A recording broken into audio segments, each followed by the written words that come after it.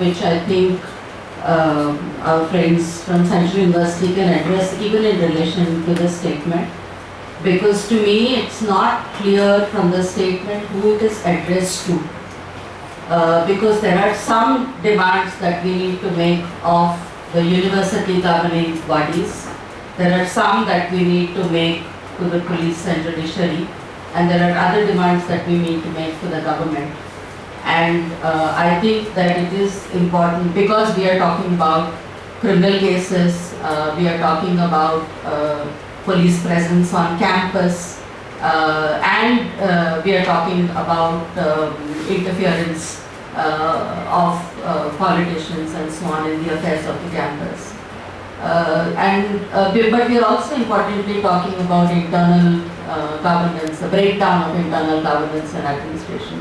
And I really do think that we need to open that out in much greater specifics and develop a cogent plan of action on how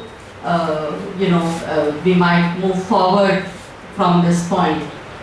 My concern is also that I don't see enough people from the University of Hyderabad here. I think even for this movement to go forward, there has to be a breaking of the consensus that the Vice Chancellor enjoys. There is nothing that is possible if we are not able to break that consensus and build an alternative consensus or draw people into your camp, as it were, or expand the camp, because you must have critical voice and visibility within the university to address questions within the university. I think it's a very good measure that we have met and we are actually talking about this, but for me the important way forward is really to see how we are able to expand our consensus and support base within the university. I also say this because historically, of course, it is an institution of excellence. I have a 32-year-old association with the university, and I have associations 32 years ago that are more bad than good. So I'm not actually willing to go very far with talking about Hyderabad University as an institution of excellence, because I've actually seen the worst of it. It did get better possibly after my term, but it's again taken a downturn. So I think there are peaks and troughs, but the one thing that I really find that we need to work on now is the question of internal governance. I don't see what has happened with Rohith as isolated. You have had another suicide after that. You have had a case of depression and a forced admission in a hospital. We don't know on the basis of what. And there are constant accounts of troubles with supervisors, troubles in doctoral committees. I have been involved in review of fellowships for students under the Rajiv Gandhi Fellowship, and I have found that the proceedings of the review leave a lot to be desired. There is no transparency. There is a general environment of stigmatization where fellowship holders, obviously belonging to scheduled castes and scheduled tribes, are concerned. I have personally intervened at the highest level in at least one case.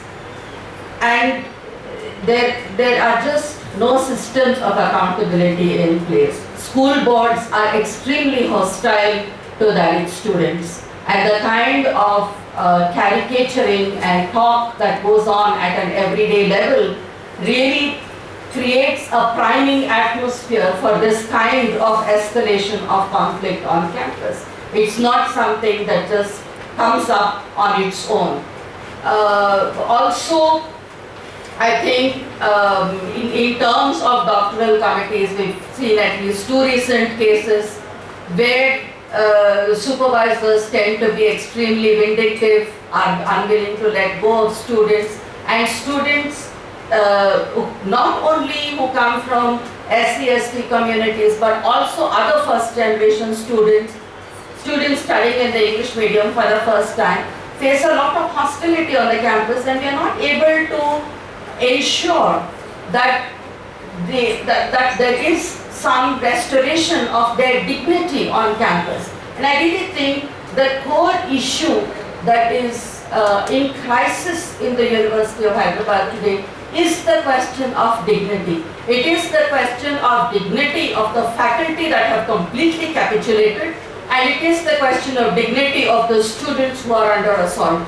And I think that we do need to address both of these with a fair degree of seriousness. And I would like to see us in the near future actually putting our heads to think about what it is that we can possibly do on the campus that will strengthen and grow a movement for democratization within the movement, rather than truncating them numbers as soon as the peak is passed. And I can take, of course, a number of instances, and you will be surprised if I named the people.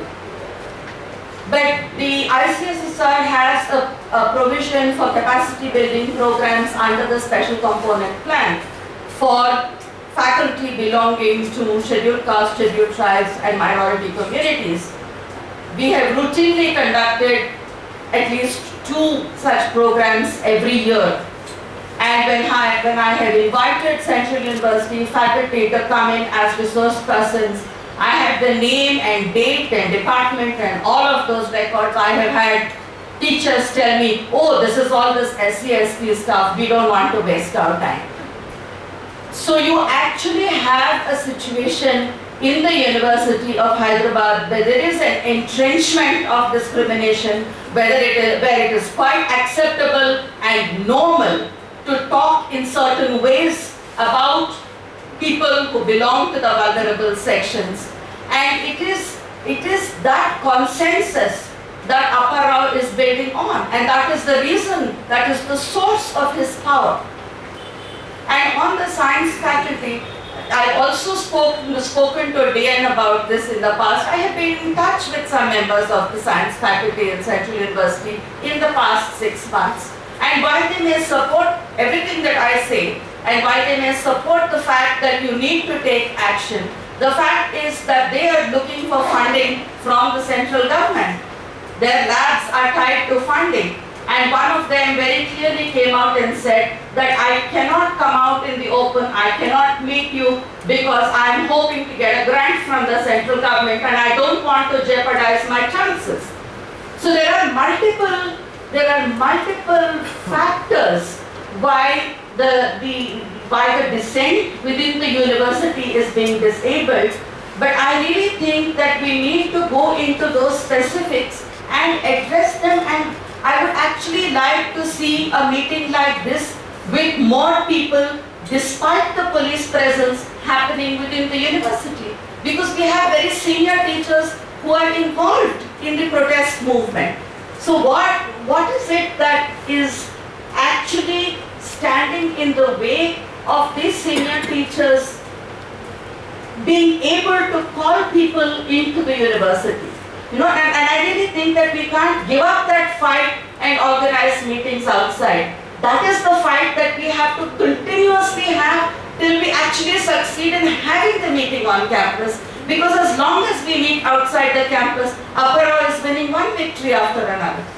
So I'm really concerned about systems, curricular. I have had faculty members come and tell me that when they propose to change the curricular content by including readings on Ambedkar or by Ambedkar or other anti-caste philosophers, they are told that this is not what we need to do.